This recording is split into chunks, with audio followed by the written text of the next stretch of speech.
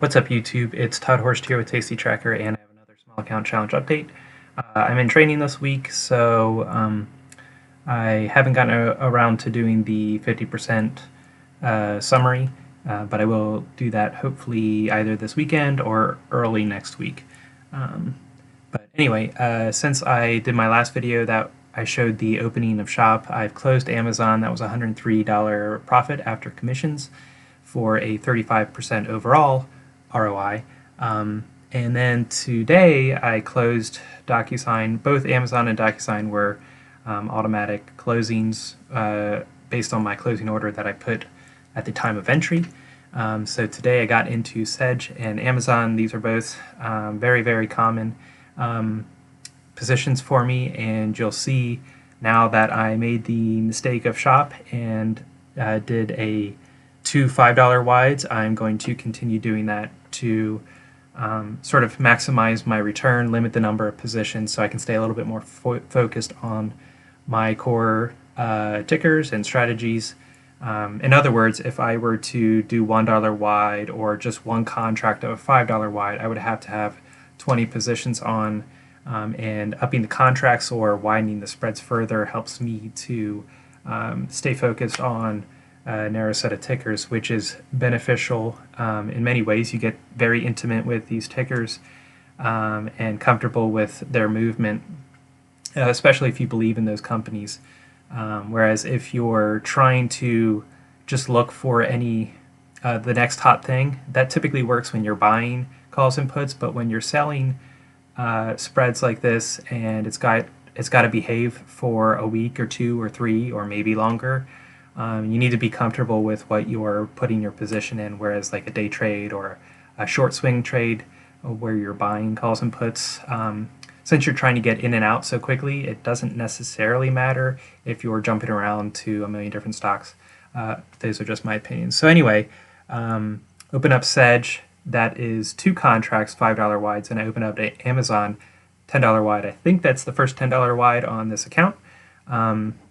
But you can see here I got 362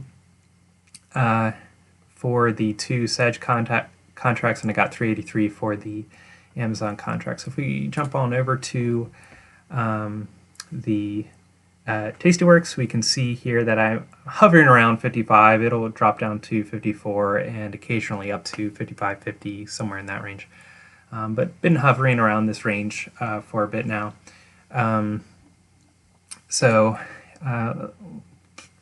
What should we do first? Let's just uncheck those, check Amazon. Again, if you are following me, this is a very common buffer that I have built in. Try to hit the 40%.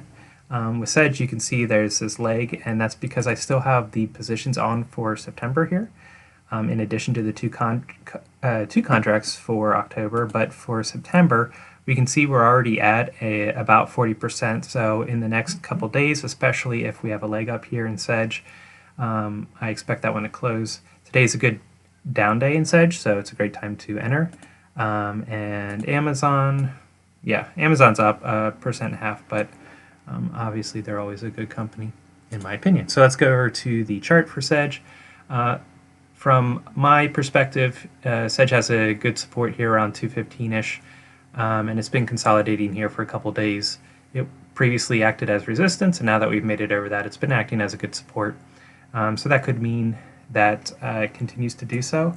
However, on the RSI and the MACD, we are getting a bit of a turn down, which could be a bearish sign. However, we can see the previous bear turns here, and between here and here weren't actually that much of a downside, especially when we're accounting for this being an October position. So I think we're fine there. Let's go to Amazon. Let's see what I did in SEDGE. SEDGE is at 200. So we go back here. That puts me the whole way down here, which it would have to break through this support and then break through this support at 205-ish, and then hit the 20-day SMA before we start. So there's kind of three support levels there, which is something that I like a lot for this position. Amazon here. Now, it's an update. Obviously would have been better to enter this in yesterday. However, we have pretty good support here at 32.50-ish in that area, and then the next support is kind of the 20-day SMA, which is 31.25, 31.50, somewhere in there. So this is the 31.50. So yeah, we kind of have two supports here. Like I said, 32.50 and then 31.50. And the 31.50 again would be a bit of an extra one because it's got the 20-day and it's got some action in here that could act as support. Anyway, certainly nothing groundbreaking. And let's go show the whole portfolio coming up. So yeah, that's about it. I am pretty much maxed out for the time being. Again, that's not a good idea if this is your only account. You want to reserve at least a quarter. Now these are all risk defined, so it makes it a little bit safer in the sense that I can't get margin called really, but you still want to leave as much buying power as you can, so that way you can leap on opportunities. But obviously it's a balance there. If you have too much in buying power, then you're not utilizing the capital that you have, and your account's ROI is going to be smaller. I'm not saying anything groundbreaking here again. So let me know if you have any questions, and I'll talk to you next time. Thanks.